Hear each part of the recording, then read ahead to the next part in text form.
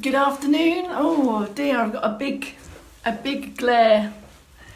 It is the noonday snack on Saturday the 9th of May. I'm back on my budgie perch. If this is the movement snack you're after, please stay. If not, have a scroll back. For now, I'm going to welcome everyone, starting with Jane from Edinburgh. Hello Jane, you first in. I think that's the first time you're first in. Gosport, good afternoon. Hello Kathy. I'm looking a bit yellow. Maybe if I come down here. Ha.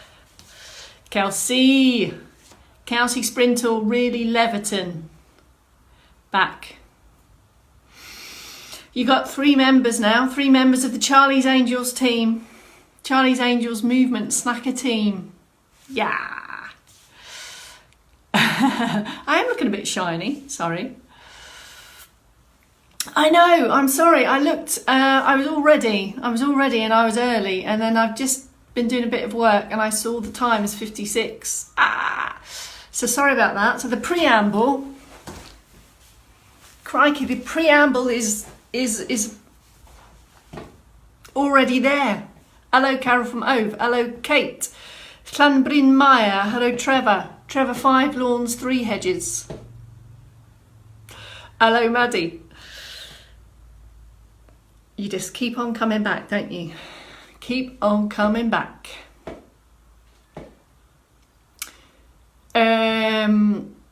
What day is it? Saturday. We're coming up to the beginning of week 8. Tomorrow is the last day of week 7. So starting next week, as you can see, you've met Dave now, you've met Kelsey now, so you've got all three of us on the movement snack team. There is no escape, movement snackers. Hello Myra, Mrs. Perry from Wales, Maddie's in, Dagenham's here, Wales is here, Scotland's here, Leicester's here, Gosport. I think we're on a 3-2-1 already.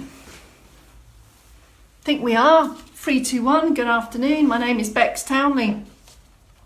Welcome to Saturday the 9th of May lunchtime noonday movement snack. And I mentioned yesterday, we did a trio yesterday, a couple of trios. I'm going to repeat that today. Hopefully that helps embed the messages, and repetition is good. Repetition reinforces stuff, and perhaps you can see some of the progressions that can creep in over time. So we're going to do our functional strength-y, balancey trios from yesterday. Are you ready? We're still coming in. Finland's in. Hello Finland, come on. Pick your position, you know the score. Stand or sit, you choose. And we start with our circulation boosting for a minute or so.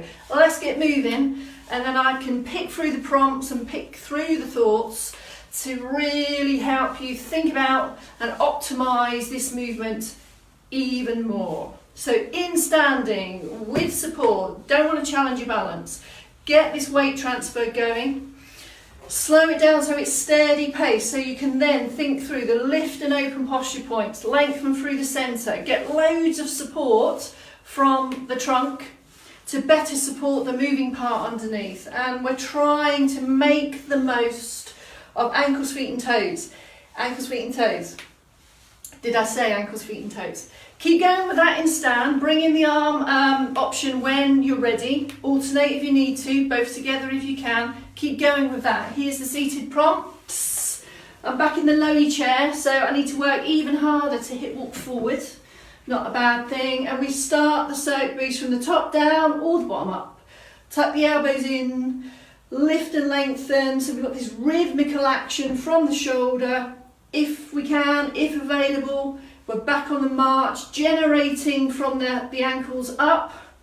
By that I mean, if you feel you're a bit flat-footed, have a look and really try to make the most of ankles, feet and toes. Bringing it together, if comfortable for you, might help with coordination, might help guide the elbow through the arms of the chairs. Whether you sit, whether you stand, whatever option, this is steady, it's rhythmical, you're in control. And after that minute or so, we should probably feel the feeling to take a deeper breath or a couple of deeper breaths. It's boosted the circulation, arms and legs moving together is kind of tuned into coordination also. And we've got the external support to help feel confident in standing positions if standing options is what you're aiming for. Let's start with the first trio. I posted the menu yesterday. I posted it today as well. So you have got it there if you want to have a look. Slow foot pedal. So if you take the movement of our circulation boost like so, and if you slow that down, that will increase the balance challenge. So external support or a wall.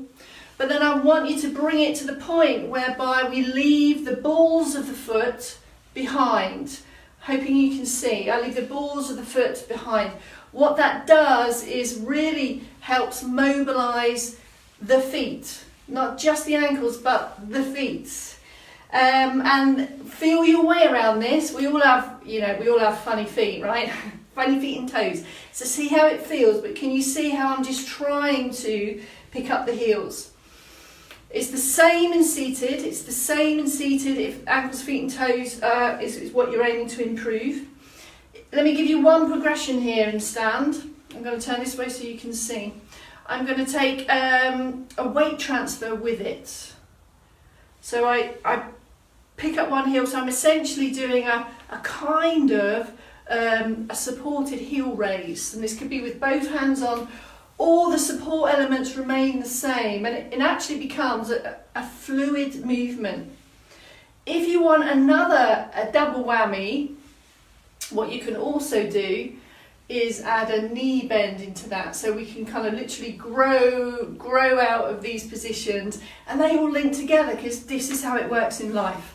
Have a go with that. Keep hands on, slow, slow, slow, and mindful. It's the same in sit.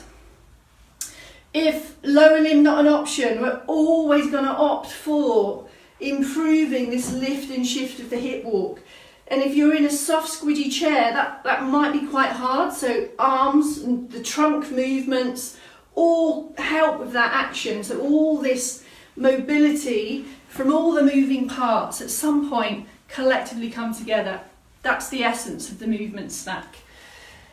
Okay, draw a line. Here's the second movement. So stand taller, sit taller. We've got back knee bend. This one is really significant for the movement of your knees and therefore any of our standing, striding, lunging, stepping movements. Have a look.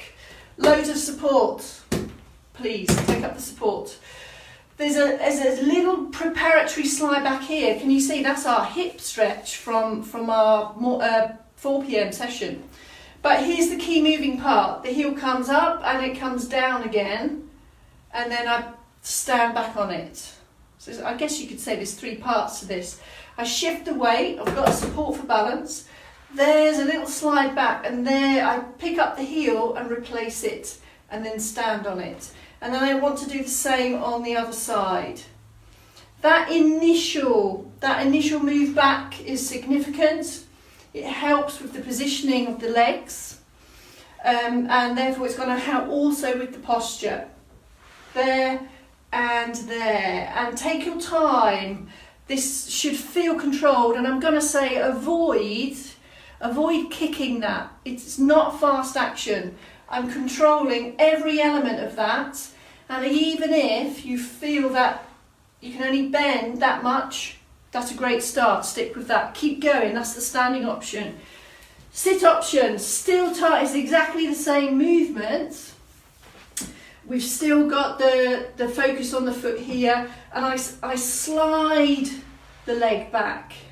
Place the foot and slide it back. All on length and lifted posture, so I've got loads of support coming from hips, and you can gauge how much effort that is. So you can press down into the floor and add resistance to that if you would like. But the key aim, have a look at the knee, and if you can, keep it coming back, keep it coming back, keep it coming back as far as is comfortable for you. This is all within your comfort zones. If back of thigh not an option in seated, can we switch to thinking about the buttocks, the big bit?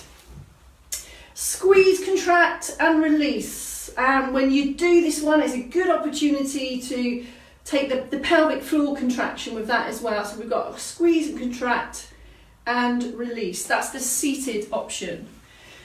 Okay, in those two movements there, we've really prepared feet and ankles, and we've really prepared knee and back of thigh. So this third one now links stride, knee, bend. I'm going to turn this way so you can see.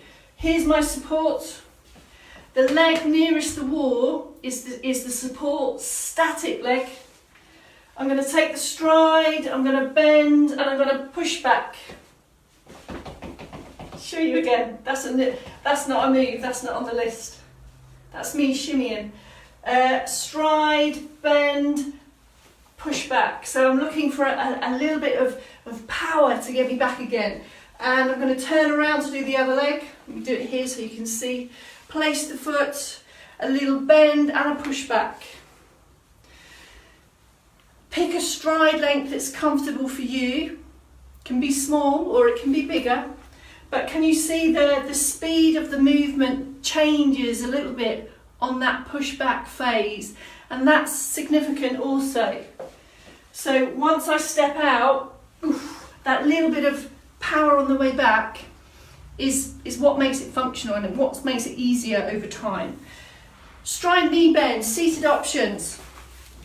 If lower limb is your goal, then it's the same, but you're focusing on the heel toe action, the placement of the foot, and this lifted, really strong support trunk there. If lower limb is not your goal, I'm going to say to focus on lifted trunk and take, rather than a stride knee bend, take a range of functional reaches in different directions. Now that could be alternating arms across, bringing in the turning bit, or it could be with both. That might help also. Second trio, ready? Oi, here's the second trio. Everyone's on the same one for this first one of the second trio. Hips on can help with support. Don't want your balance challenged. So we're going to come from this one. So we're getting the shoulders and the upper back and the wrists ready. So you can probably feel what's coming here. I'm trying to get the right light. And this is the feeling of push down and push away. And as I push down and push away, I actually grow taller as well. So everything about this movement is strong and deliberate. So I'm pushing down, I'm pushing in two different directions. And life is all about that. So quite often we're opposing our arms and we with a force to pull apart or push or to lift. And we really need this strong central bit to do that. So we're just preparing for that. Same in seated. Pause. Upper side reach. So having prepared the trunk, having prepared the shoulders, having prepared the ankles, toes, because they all relate. Let's do some upper side reach. Functional stuff. Reaching. By a wall is perfect for this because it offers lots and lots of support and confidence boosting. I can take my reach. So I have a support here and I can take the reach there.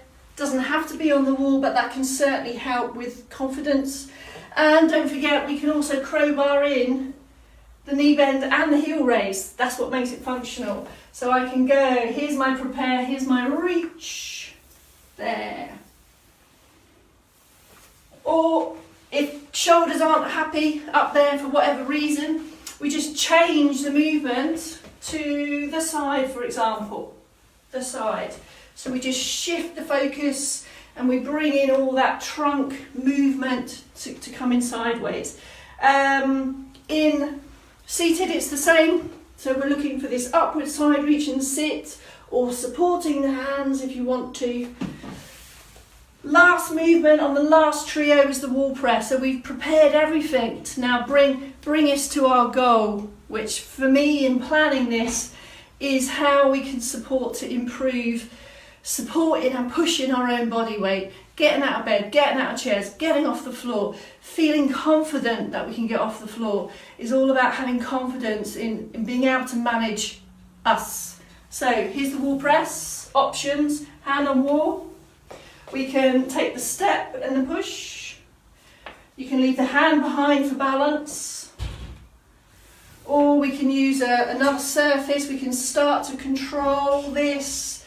Can you see I'm plank-like, strong in the middle. That's why we're doing all of this posture. All these posture prompts are all about strengthening the middle bit. And in sit. And even if you don't ordinarily take the seated options, if you've got a chair with fixed firm arms, just have a feel at how you can start to really get some strength and push. When you do this in the chair, tuck the elbows in. That's significant, tuck the elbows in. So it might be that you usually opt for the wall press. I'm going to invite you, if you have an appropriate chair, just to see how much more load you can get from this chair option.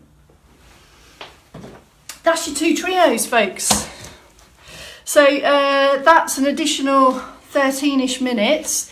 The aim now is to take one of these trios, or pick and mix from the trios, and crowbar them in throughout the day, or just think about elements of what we've just talked about. So if you're out doing your garden stuff, doing all your activities, be more mindful of the hip hinge, be more mindful of your foot position before you do something. All that matters. And I'll see you back here at 4 for a calm, sway, coordinated stretch. Thanks for coming back. See you all in 4 hours. Go deploy the movements into your day, everyone.